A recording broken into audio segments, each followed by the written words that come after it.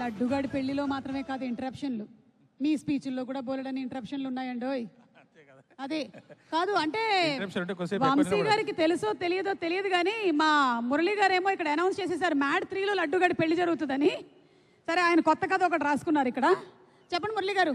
చెప్పండి మేడం. అబ్బాయిలు ఏంటి బాగా ఇబ్బంది పెట్టినట్టున్నారు? అబ్బాయిలు బాగా ఇబ్బంది పెట్టినట్టున్నారు. చాలా. మరి ఏం చేయకపోయారు? చేశాను. అవునా? చూస్తారుగా. ఏం చేశారు? అదే చేశాను. ఓకేనండి. మీరు ఏది అనుకుంటున్నారో అదే చేశాను. వామ్మో, ఓకే, మేమేం అనుకోవట్లేదు, మీరు మాట్లాడండి. ఎస్. అందరికీ నమస్కారం. చాలా సంతోషంగా ఉంది.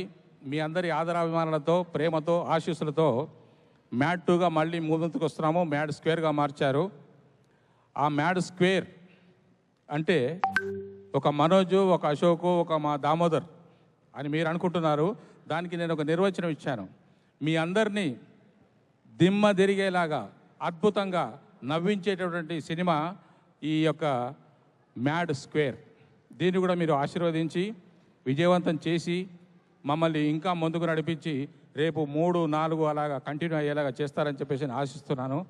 ఈ అవకాశం నాకు ఇచ్చినటువంటి పెద్దలందరికీ, నాగ చైతన్య గారికి నమస్కారాలు. Thank you. మురళి గారు, స్వీట్ పెట్టి పేరు చెప్పండి. అంటే అక్కడ కింద కూర్చున్న వాళ్ళు ఎవరో ఒకళ్ళకి స్వీట్ పెట్టి వాళ్ళ పేరు చెప్పండి.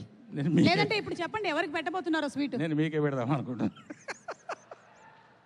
అంటే సందర్భం నేను ఎప్పటి నుంచో అనుకుంటున్నాను మీకు స్వీట్ తినిపించాలని. ఈ సందర్భం ఇలా వచ్చింది కదా. పెట్టండి, స్వీట్ పెట్టి పేరు చెప్పండి. సోన్ పాపిడి.